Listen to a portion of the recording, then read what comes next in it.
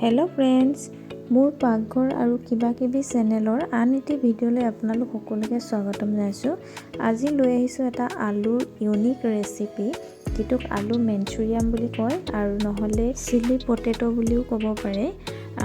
খাবলৈও বহুত ধুনীয়া হয়, বিশেষকৈ ল'ৰা ছোৱালীক খুৱাবৰ কাৰণে বহুত ধুনীয়া হয় আৰু নিৰামিষ চব্জিৰ ভিতৰত বহুত ধুনীয়াকৈ বনাব পাৰি।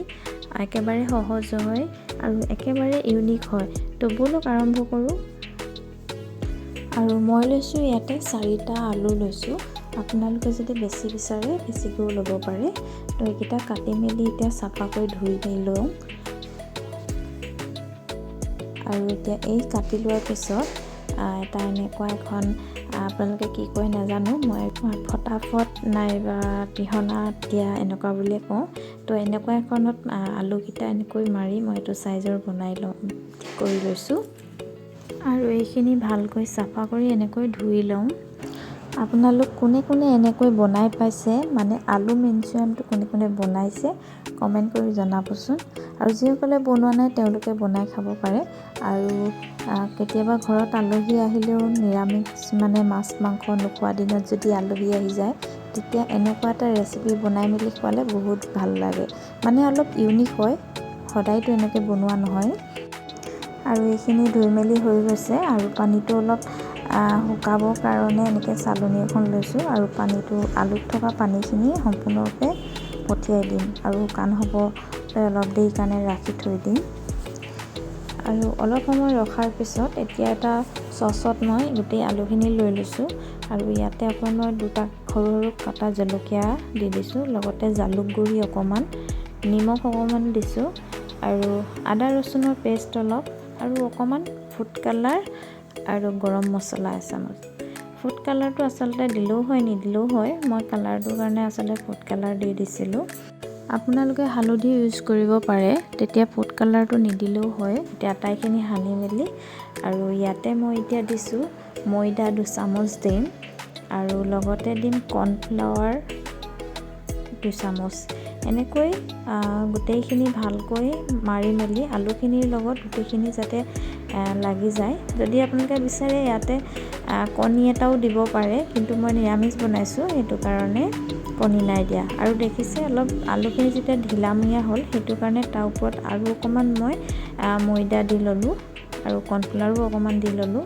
আচলতে অলপ টানমূৰীয়া হ'ব লাগে। দেখিছে নহয় কেনেকৈ হ'লে, যাতে আলুটো এটা লাডু বনাওঁতে এটা ধুনীয়া চাইজত লাট খাই যায়।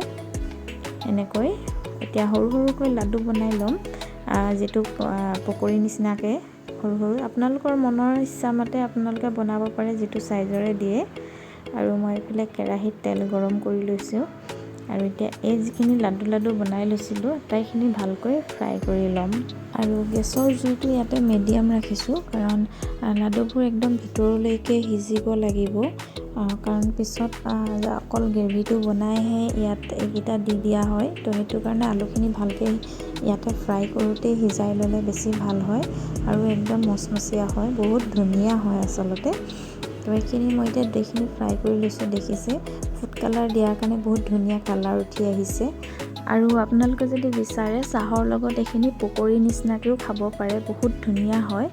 আৰু মোৰ এইফালে বনাই মেলি প্ৰায় হৈয়ে গ'ল এইখিনি। এতিয়া আকৌ এখন মই কেৰাহী পাতি ইয়াতে অকণমান তেল দি দিছোঁ আৰু ইয়াতে মই এনেকৈ গোটাকৈ ৰচুন আৰু আদা, লগতে কেঁচা জলকীয়া একেবাৰে মানে খুন্দি দিয়া নাই, এনেকৈ সৰু সৰুকৈ কাটি দিছোঁ। আৰু লগতে মই পিঁয়াজ কাটি লৈছিলোঁ আৰু কেপচিকাম অলপ আৰু গাজৰ অকণমান। আৰু ইয়াতে মই যিটো পিঁয়াজৰ পাত হয় সেইটো অকণমান দি দিছোঁ। আপোনালোকে যদি বিচাৰে কেপচিকাম নাইবা পিঁয়াজটো অলপ ডাঙৰকৈ ৰাখিব পাৰে, কিন্তু মই আজি একদম মানে সৰু সৰুকৈ কাটি ল'লোঁ। আৰু ইয়াতে মই নিমখ দিছোঁ, ইয়াতো আৰু অকণ জালুকৰ গুড়ি দিছোঁ, লগতে দিছোঁ tomato sauce, green chilli sauce, red chilli sauce আৰু দিছোঁ চয়া চচ আৰু ভিনেগাৰ 1 চামুচ। আটাইখিনি এতিয়া দি কৰি এইখিনি অলপ ভাজি ল'ম।